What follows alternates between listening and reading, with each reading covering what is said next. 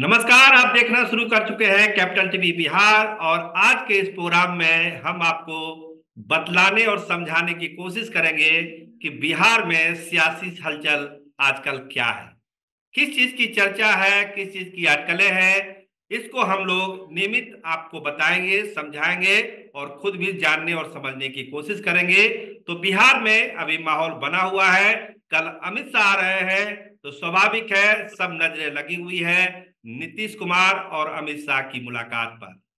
इसके अलावा कल आपने सुना ही होगा कि नीतीश कुमार उत्तर प्रदेश और झारखंड के भी चुनावी दौरे पर निकलने वाले हैं।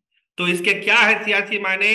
इसके अलावा हेलीकॉप्टर यात्रा मुकेश सहनी की जारी है और सीएम पद पर उन्होंने अपना दावा ठोका है कि मल्ला का बेटा बिहार का मुख्यमंत्री क्यों नहीं हो सकता है।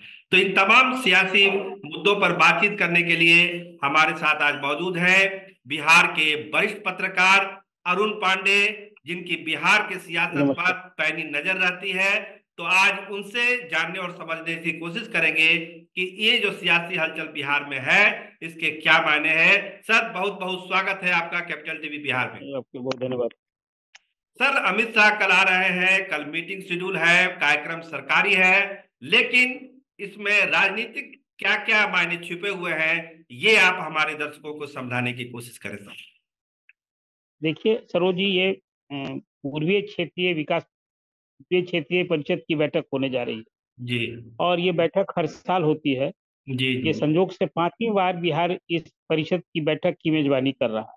जी और इस बैठक में चार राज्यों के चीफ मिनिस्टर, बिहार में तो बैठक ही हो रही है, बिहार मेजबान है। झारखंड के चीफ मिनिस्टर, उड़ीसा के चीफ मिनिस्टर और वेस्ट बंगाल की चीफ मिनिस्टर, उसके जो इस बैठक में चीफ मिनिस्टर को ही आना होता है। जी जी और कभी कभी अपने कारणों से या राजनीतिक कारणों से मुख्यमंत्री के बगैर कोई अपने प्रतिनिधि को भेज देते हैं। जैसे पिछली बार बैठक हुई थी कोलकाता में, तो जी वहां खुद मुख्यमंत्री नहीं गए थे, deputy chief minister Tejashwi Yadav गए थे। जी तो अब ये बैठक का महत्वपूर्ण इसलिए भी है कि अभी हाल में 5 राज्यों में चुनाव हुए। जी और उस 5 राज्य में चुनाव हुए जिसमें 3 राज्यों में बीजेपी का फतह हुआ है, बीजेपी का झंडा बुलंद हुआ है। और कांग्रेस की एक तरह से आप कहें कि बड़ी घोर निराशाजनक, हालांकि उसको संतोष हुआ कि तेलंगाना में पहली बार वहां कांग्रेस की सरकार बनी। जी अब इस पूरे राजनीतिक हलचल में, जहां पटना से आपको याद होगा कि मुख्यमंत्री नीतीश कुमार ने पिछले साल अगस्त महीने में भाजपा से नाता तोड़ने के बाद एक नया महागठबंधन बनाया, राजद, कांग्रेस और वाम दलों के साथ। जी और यहाँ बीजेपी सत्ता से बाहर हो गई। इसके बाद एक तरह से कहें तो भाजपा के लिए Nitish Kumar number 1 political enemy बन गए।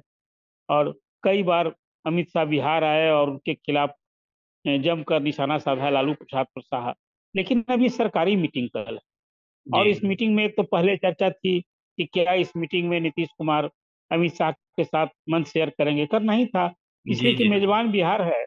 और जी जी बिहार पटना में बैठक होगी तो इसमें तो दलीय राजनीति के चश्मा से देखा नहीं जाएगा। नहीं नहीं, और ये एकदम जो नहीं। बैठक हो रही है इसमें मुख्यमंत्री का जो राजनीतिक एजेंडा है, जी भरसक उस इस बैठक में भी इस मंच से भी उन्हें साधने की भरसक कोशिश करेंगे। जी इसलिए इसका एक सबसे बड़ा सियासी महत्व जो आपने पूछा वो जी ये है कि अभी बिहार ने अगुवाई की, मुख्यमंत्री ने जातीय गणना कराई। जी और जातीय गणना के बाद देश में सर्वाधिक रिजर्वेशन 75% जी रिजर्वेशन सीट रिजर्व करने वाला बिहार पहला स्टेट बन गया। और जी इसके बाद बिहार से ही जातीय गणना की मांग पूरे देश में अब एक राष्ट्रीय मुद्दा बन गया है। जी और इसी जातीय गणना के बाद मुख्यमंत्री ने जो 215 जातियों का जो सर्वे कराया, उसमें जो आर्थिक सामाजिक रिपोर्ट आई है शैक्षणिक, उसके आधार पर उन्होंने कहा कि बिहार में 94 लाख गरीब परिवार हैं जिनकी मासिक आमदनी 6,000 रुपये भी से अधिक है। और 65,000 परिवार ऐसे हैं जो आवासहीन है, भवनहीन है, होमलेस फैमिली है। जी इसके लिए बिहार ने कहा कि हमको विशेष राज्य का दर्जा चाहिए, इसके बगैर हम कुछ नहीं कर सकते हैं। अपने संसाधन से तो हम बिहार के इन गरीबों की तस्वीर नहीं बदल सकते हैं। इसलिए हमको 2,50,000 करोड़ का विशेष सहायता, विशेष पैकेज चाहिए। और ये तब संभव होगा कि हमें विशेष राज्य का दर्जा मिलेगा। सर, हम तो विशेष इस दर्जे पे, संदर्भ में जो बिहार, सर आपको थोड़ा सा हस्तक्षेप कर रहे हैं। विशेष दर्जे की बात आपने कही तो ये एक बड़ा राजनीतिक मुद्दा चुनाव में बनने जा रहा है। तो कल जो बैठक हो रही है, क्या इस विशेष मुद्दे को लेकर भी चर्चा होगी और नीतीश कुमार चाहेंगे कि वो एजेंडे में सबसे ऊपर आ जाए? देखिए, हर इस बैठक जो भी होती है पूर्व क्षेत्रीय परिषद की, तो उसमें पहले से एजेंडा तय होता है। जी। और फिर उसमें कोई अन्य विषय हो जिसमें कि कोई स्टेट यदि मान लिया कि मुख्यमंत्री उस बैठक में होंगे, तो जी कोई जी मुद्दा यदि वो उठाएंगे तो उनको रोका कैसे जा सकता है। जी और जी जब वो बिहार के पिछड़ेपन की चर्चा करेंगे, बिहार की गरीबी की चर्चा करेंगे, और कई मुद्दे अभी हैं जो झारखंड से रिलेटेड है, वेस्ट बंगाल से जो लंबित मुद्दे हैं, उसकी चर्चा तो होगी। लेकिन मैं मानता हूं, और जैसा कहा भी आपको याद होगा, कि बिहार के पीआरडी मिनिस्टर, जल संसाधन मंत्री संजय झा ने कहा भी है कि मन से स्वाभाविक है कि विशेष राज्य का दर्जा हम लोग जरूर इस मंच से उठाएंगे। तो विशेष राज्य का दर्जा तो एक मुद्दा होगा ही। अब बिहार के लिए क्या, अब तो ये बिहार के सत्तारूढ़ दल के लिए, नीतीश कुमार के लिए तो राजनीतिक मुद्दा बन ही गया है। और जब चुनाव निकट हो, जब जब चुनाव आता है, तो विशेष राज्य का दर्जा की जो मांग है, ये मुद्दा तो उछलता ही है सरोज जी। जी हालांकि जी ये जी मुद्दा कोई नया नहीं है। जी जब जी से नीतीश कुमार ने बिहार के मुख्यमंत्री की बागडोर संभाली, तब जी से मुद्दा को उछाल रहे हैं। और मैं अपनी भी, मेरी राय है कि बिहार आज जहाँ खड़ा है, जी। उसको जब तक आप कुछ स्पेशल ट्रीटमेंट नहीं देंगे, अपने हम्म संसाधन से, तो आज बिहार जहाँ खड़ा है वो हम्म। पंजाब, गुजरात और महाराष्ट्र तो बन नहीं सकता है। तो जी इसे तो कुछ चाहिए ही। अब ये राजनीतिक मुद्दा अलग विषय है, लेकिन मैं मानता हूं कि आखिर बिहार के लोगों की जी गरीबी कैसे दूर होगी, बिहार की तस्वीर कैसे दूर होगी, इसके लिए स्पेशल ट्रीटमेंट चाहिए। लेकिन अब ये, जब जब चुनाव आता है तभी नीतीश जी को ये विशेष राज्य का दर्जा आता है। चर्चा जब आता वो है। सत्ता में रहे तभी इसको नहीं फुलफिल करा पाए। और जी तब तो ये, तब जब वो केंद्र में थे और सरकार ने नीतिगत, चाहे वो नीति आयोग के तरफ से, या जो 2 बार कमेटी बनी और उसने कहा कि विशेष राज्य का दर्जा, आज की तारीख में नहीं इसका कोई अवौचित रह गया है। और जो राज्य पिछड़े हैं उसके लिए, आपको याद होगा एनके सिंह, जो बिहार के ही हैं, वो जी फाइनेंस कमीशन के चेयरमैन थे। जी और उन्होंने भी इस विशेष राज्य की अवधारणा को खारिज कर दिया है। और कहा है कि बिहार जैसे राज्य के लिए, जो यहाँ की समस्या है उसके विकास के लिए, उसके उत्थान के लिए कुछ उपाय करने चाहिए। लेकिन अब तो ये राजनीतिक मुद्दा, आपने ठीक ही कहा कि बिहार में चुनाव हो, अब विशेष राज्य का दर्जा का मुद्दा न बने, और नीतीश जी इसको कैसे छोड़ेंगे। आप तो जी देखिए पिछले चुनाव में नीतीश जी को भी अब एक संजीवनी की तलाश। जी तो वो चाहे आरक्षण का मुद्दा हो, जातीय गणना का मुद्दा हो, विशेष राज्य का मुद्दा, यही सब मुद्दा न है जी जिससे केंद्र की मोदी सरकार को, बीजेपी को वो घेरेंगे। जी जी साथ जी। रहते हैं तब तो भूल जाते हैं नीतीश जी, तब कहाँ उस मजबूती से याद करते हैं। जी, अलग हुए तो लेकिन ये जब भी याद आ रहा भाजपा है। के विरोध में होते हैं, तब इस मुद्दे को जरूर मजबूती से उठाते हैं। कल एक और खबर आई कि उत्तर प्रदेश और झारखंड में भी चुनावी दौरे पर जाएंगे नीतीश कुमार। अमूमन जहां भी दूसरे राज्यों में गए हैं नीतीश कुमार, बहुत सक्सेस नहीं रहे हैं। लेकिन एक बार फिर घोषणा हुई कि बिहार में तो वो घूमेंगे घूमेंगे, उत्तर प्रदेश भी जाएंगे और झारखंड भी जाएंगे। तो इन यात्राओं का क्या महत्व देखते हैं आप, सियासी महत्व? तो मैं देखता हूँ अब ये कि अब जो जिन 2 राज्यों की बात किए हैं, और अब जहीं कहीं जाएंगे तो जी उनके सहयोगी बन के जाएंगे। अब तक नीतीश जो बिहार के बाहर जो है, यूपी और झारखंड गए, जी तो अपने दल के संगठन के विस्तार के लिए जाते थे। आपको याद होगा कि जब उन्होंने आरसीपी सिंह को हटाकर ललन सिंह को जब अध्यक्ष बनाया, जी तो जदयू को राष्ट्रीय पार्टी का दर्जा चाहिए, इस लक्ष्य के साथ सब कुछ कर रहे थे।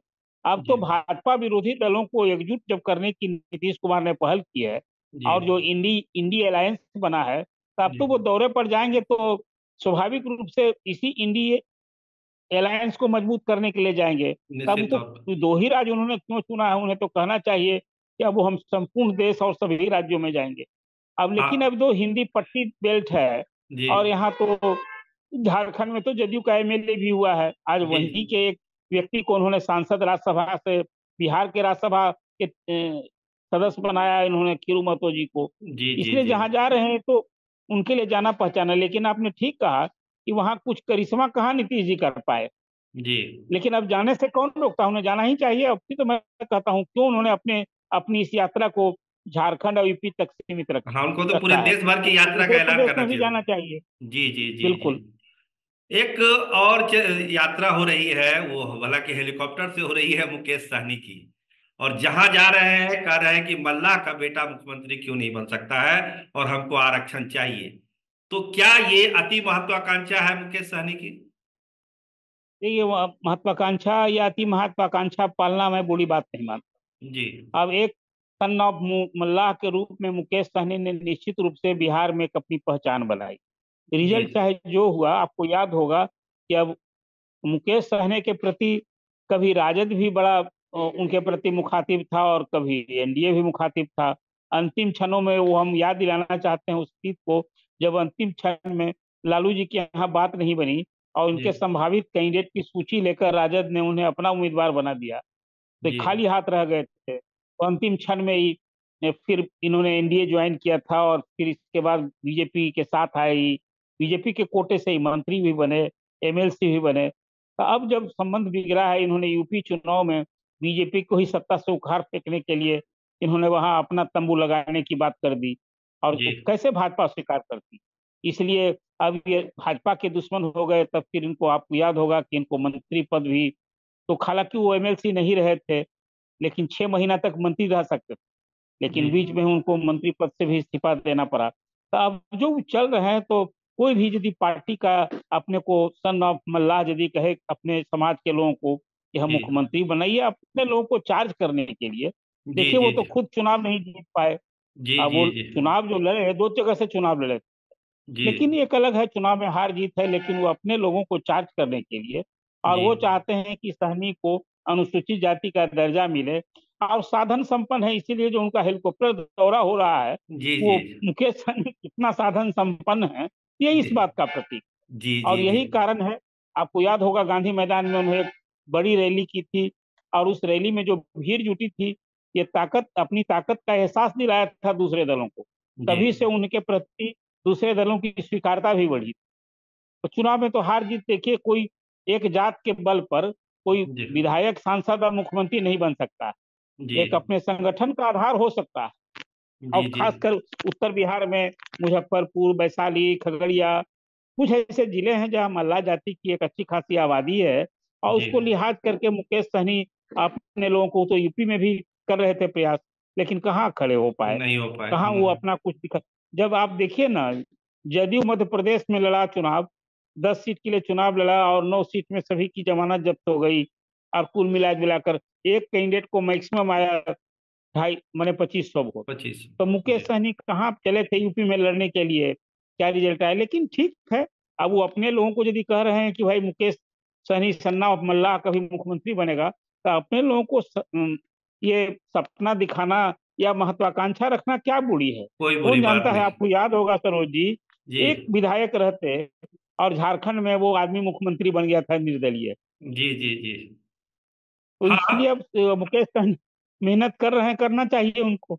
जी हम एकदम लोगों की करना। भी शुभकामना है। जी शुभकामना हमारी भी है।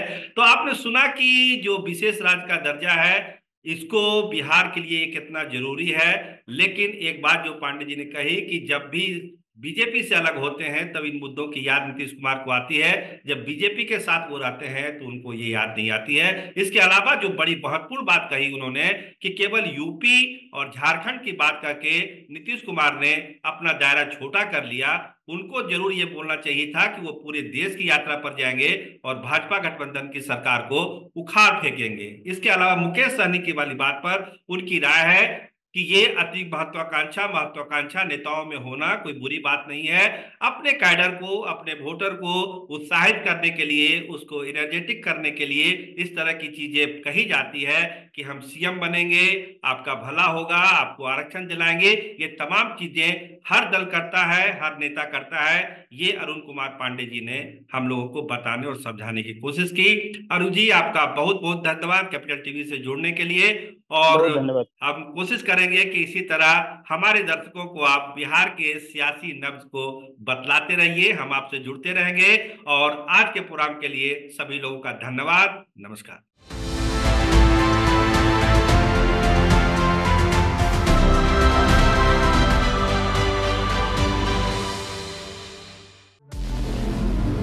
हमारे व्रत, हमारी परीक्षा, लक्ष्य तक पहुंचने की हमारी संयमित प्रतीक्षा। हमारे छठ से और हमारे हठ से पूरी दुनिया वाकिफ है। हमें विकल्प पर नहीं, अपने दृढ़ संकल्प पर अटूट विश्वास है।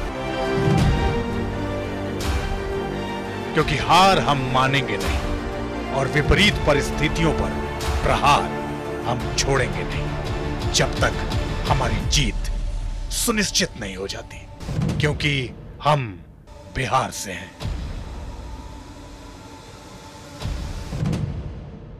कैपिटल टीवी पर मैं अमित प्रकाश लेकर आ रहा हूं बिहार पर एक ब्रांड न्यू स्पेशल शो, हम बिहार से हैं।